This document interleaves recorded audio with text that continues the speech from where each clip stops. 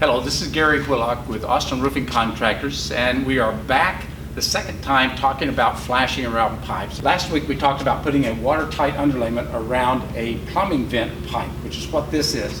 Now it has the lead boot around it. Now we're going to be talking about the B vent, or the gas water heater vent, where it vents through. It's a double wall pipe and it requires a flashing. Now what we've already done is we've put the flashing on, and you can see the shingles are now up to here.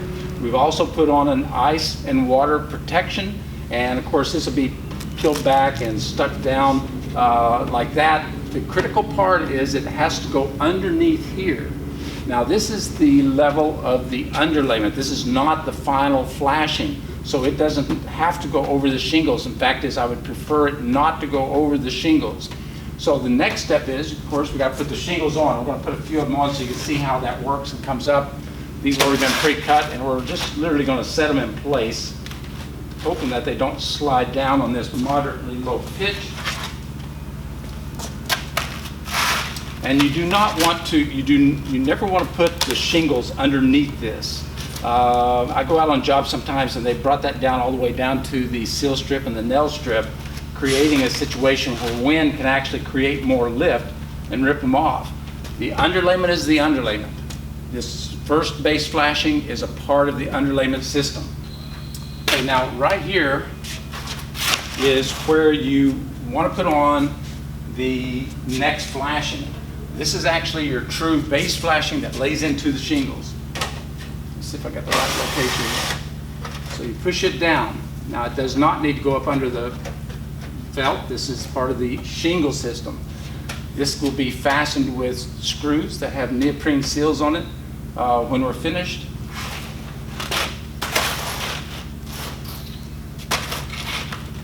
So this would actually just lay around that, just like that. So what you've got are two levels of protection.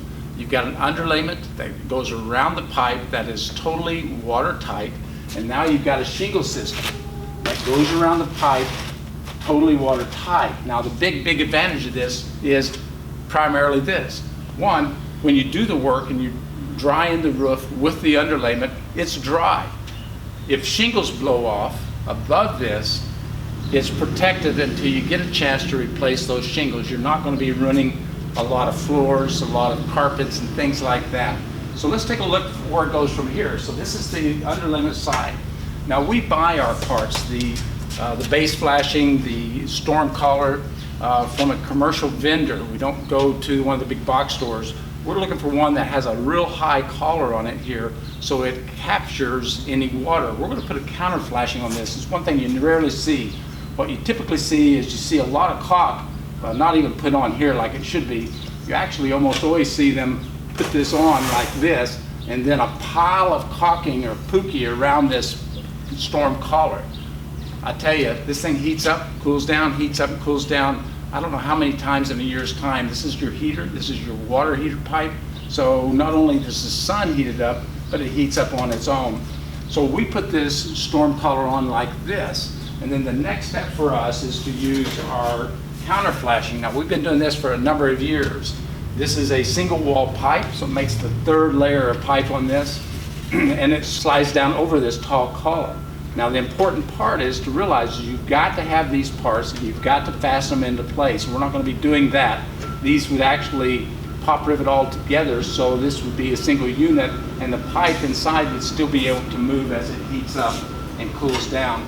The final thing is to get a seriously thick, heavy-duty cap that goes on the top. This would go on. This again would be fastened in on a permanent basis, and you end up with water flowing to the outside, never having to rely on caulk.